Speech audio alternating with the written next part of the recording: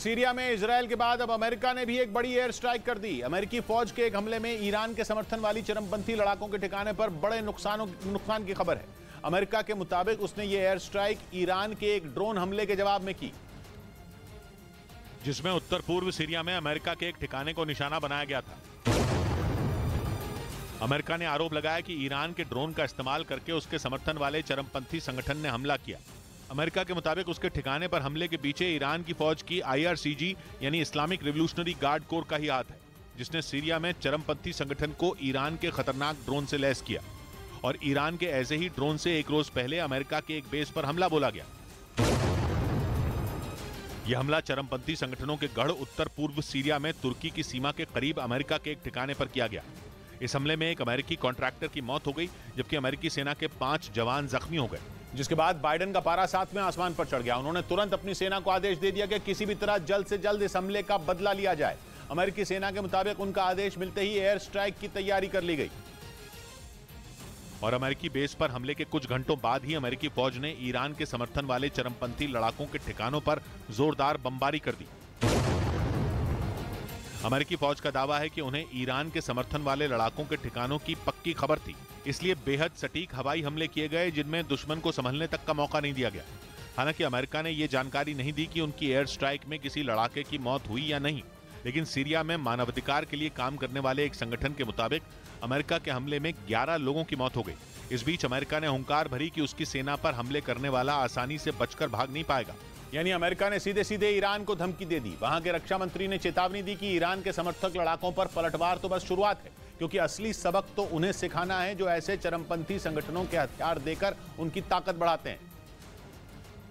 और अमेरिका की इसी धमकी के बाद माना जा रहा है कि ईरान के साथ उसका तनाव किसी भी वक्त जंग में बदल सकता है, क्योंकि परमाणु बम बनाने के मुद्दे पर दोनों देशों में पहले से ही तलवारें खिंची हुई हैं। ईरान को परमाणु बम बनाने से रोकने के लिए अमेरिका इजराइल के साथ कंधे से कंधा मिलाकर खड़ा है, जिसकी वजह से ईरान अमेरिका को भी धमकाता रहता है और दोनों के बीच पिछले कुछ वक्त से युद्ध जैसे हालात बन गए हैं।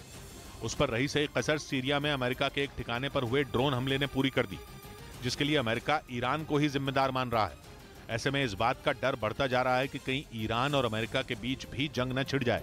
इस बीच भूकंप से जापान दहल उठा। रिक्टर स्केल पर भूकंप की तीव्रता 4.6 मापी गई, जिससे जापान की धरती कांप गई। भूकंप के झटके जापान के इजू आइलैंड्स में महसूस किए गए। भूकंप जमीन में 28 किलोमीटर की गहराई पर आया, जिसकी जानकारी USGS यानी यूनाइटेड स्टेट्स जियोलॉजिकल सर्वे ने दी। भूकंप की वजह से वहां किसी तरह के नुकसान की कोई खबर सामने नहीं आई। उधर अफगानिस्तान के पत्रकार बिलाल सरवरी ने दावा किया कि तालिबान के 2 नेताओं के बीच एक बैठक के दौरान मारपीट हो गई। उन्होंने अपने दावे को पुख्ता करने के लिए एक तस्वीर भी ट्वीट की, जिसमें तालिबान के उच्च शिक्षा मंत्री शेख नेदा बैठे दिखाई दिए। तस्वीर में दिख रहे शेख नेदा के एक हाथ पर प्लास्टर चढ़ा नजर आया। अफगानिस्तान के पत्रकार बिलाल सरवरी ने दावा किया कि उनका हाथ एक बैठक के दौरान हुए झगड़े में टूट गया। दावा है कि बैठक के दौरान शेख नेदा और स्वतंत्र परीक्षा बोर्ड के अध्यक्ष शेख हक्कानी के बीच मारपीट हो गई।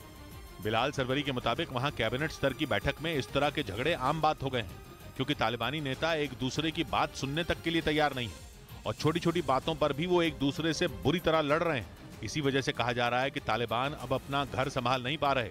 जबकि अफगानिस्तान से अमेरिका के जाने के बाद जब तालिबान ने सत्ता संभाली थी तो उन्होंने वहां के लोगों को बड़े बड़े सपने दिखाए थे, लेकिन लगता नहीं है कि तालिबान उन सपनों को पूरा कर पाएंगे, क्योंकि वहां सिर्फ तालिबानी नेता ही नहीं लड़ रहे, बल्कि अफगानिस्तान की सरकार में भी बड़ी उठापटक होती दिख रही है।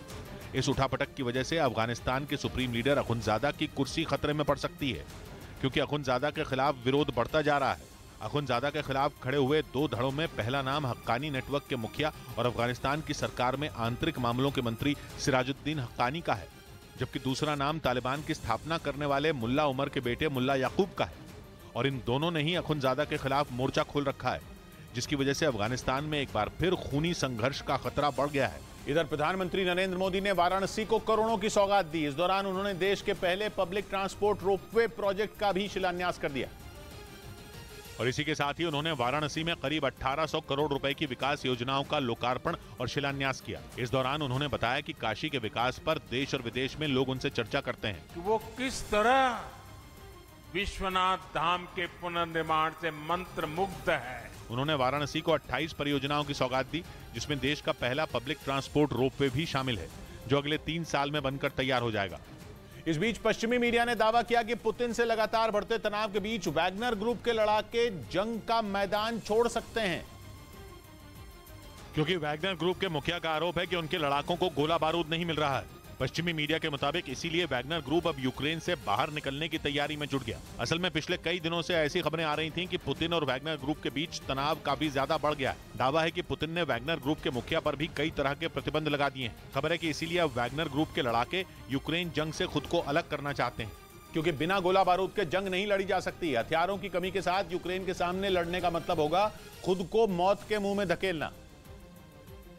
और दावा है कि पहले ही वैगनर ग्रुप बखमुत में काफी नुकसान उठा चुका है। पश्चिमी मीडिया के मुताबिक बखमुत में ही यूक्रेन के हमलों में वैगनर ग्रुप के सैकड़ों लड़ाके मारे जा चुके हैं। यही वजह बताई जा रही है कि अब वैगनर ग्रुप के मुखिया येवगेनी प्रिगोजिन यूक्रेन से बाहर निकलने के बारे में सोच रहे हैं। लेकिन अगर उन्होंने जंग के बीच रूसी सेना का साथ छोड़ दिया तो पुतिन की मुश्किलें बढ़ जाएंगी, क्योंकि अब तक जंग में वैगनर ग्रुप के लड़ाके रूसी सेना के साथ मिलकर यूक्रेन को मुंहतोड़ जवाब देते आए हैं। दावा है कि वैगनर ग्रुप के लड़ाकों की बदौलत ही रूस यूक्रेन के कुछ हिस्सों पर कब्जा कर पाया है। ऐसे में अगर वैगनर ग्रुप यूक्रेन छोड़ता है तो ये पुतिन के लिए किसी बड़े झटके से कम नहीं होगा। इधर बेंगलुरु में कर्नाटक के पूर्व मुख्यमंत्री और कांग्रेस के बड़े नेता सिद्धरमैया ने एक पार्टी कार्यकर्ता को थप्पड़ मार दिया, जिसका एक वीडियो भी सामने आया, जिसमें वो कार्यकर्ताओं से घिरे नजर आए। इसी बीच अचानक उन्होंने एक कार्यकर्ता को थप्पड़ मार दिया और वहां से चले गए। ये सभी कार्यकर्ता कर्नाटक विधानसभा चुनाव में अपने विधायक के लिए टिकट की मांग कर रहे थे। इस दौरान उन्होंने जैसे ही सिद्धरमैया को उनके घर से बाहर घेरने की कोशिश की, उन्होंने एक कार्यकर्ता को थप्पड़ जड़ दिया। उधर पाकिस्तान के खैबर पख्तूनख्वा प्रांत में मुफ्त आटे के लिए मची भगदड़ में 2 लोगों की मौत हो गई। घटना उस वक्त हुई जब सरकार की तरफ से जरूरतमंद लोगों के बीच मुफ्त में आटा बांटा जा रहा था, जिसकी जानकारी मिलने पर वहां सैकड़ों लोग जुट गए, क्योंकि खैबर पख्तूनख्वा समेत पाकिस्तान के सभी प्रांतों में इन दिनों आटे की भारी किल्लत है। वहां के बाजारों में आटा बिक तो रहा है, लेकिन उसकी कीमत इतनी है कि 1 किलो आटे के लिए भी लोग 150 से 200 पाकिस्तानी रुपए चुका रहे हैं। यानी गरीब लोगों की हैसियत आटा खरीदने की नहीं रही।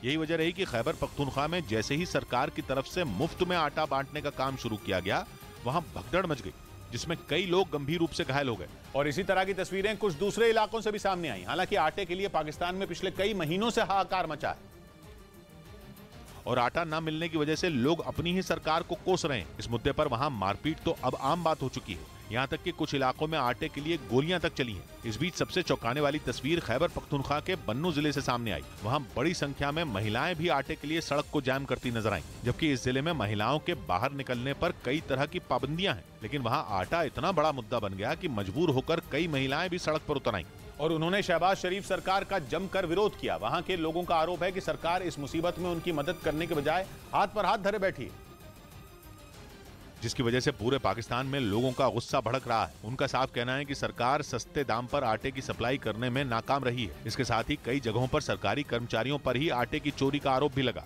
इस बीच सिंध प्रांत में 67 अधिकारियों को 40,000 टन गेहूं चुराने के आरोप में सस्पेंड कर दिया गया। आरोप है कि 10 जिलों के सरकारी गोदामों से गेहूं की चोरी की गई थी। इधर महाराष्ट्र के औरंगाबाद जिले का नाम बदलने की मंजूरी मिलने के बाद महानगर पालिका की बिल्डिंग से नाम हटा दिया गया। पिछले महीने महाराष्ट्र सरकार ने केंद्र सरकार को नाम बदलने का प्रस्ताव भेजा था, जिसके बाद केंद्र सरकार ने औरंगाबाद जिले का नाम बदलने की मंजूरी दे दी थी। इसके बाद वहां की महानगर पालिका की इमारत से औरंगाबाद नाम की प्लेट को हटाने का काम शुरू किया गया। औरंगाबाद जिला अब छत्रपति संभाजी नगर नाम से जाना जाएगा।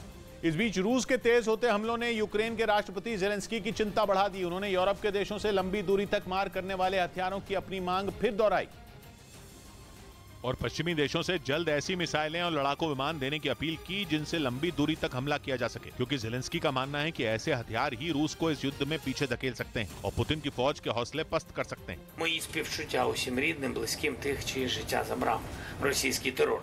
पिछले कई दिनों से पुतिन की सेना ने लंबी दूरी के हथियारों का इस्तेमाल करके जापोरिजिया, खार्किव और खैरसोन में तबाही मचा दी। इसने जेलेंस्की की चिंता बढ़ा दी है। ये पहली बार नहीं है जब उन्होंने पश्चिमी देशों से लंबी दूरी तक मार करने वाली मिसाइलों की मांग की है, बल्कि काफी वक्त से वो ऐसे हथियारों की डिमांड कर रहे हैं ताकि पुतिन की सेना को सबक सिखाया जा सके। जेलेंस्की की दलील है कि लड़ाकू विमानों और मिसाइलों की सप्लाई में देरी से जंग और लंबी खिंच सकती है। उधर रूस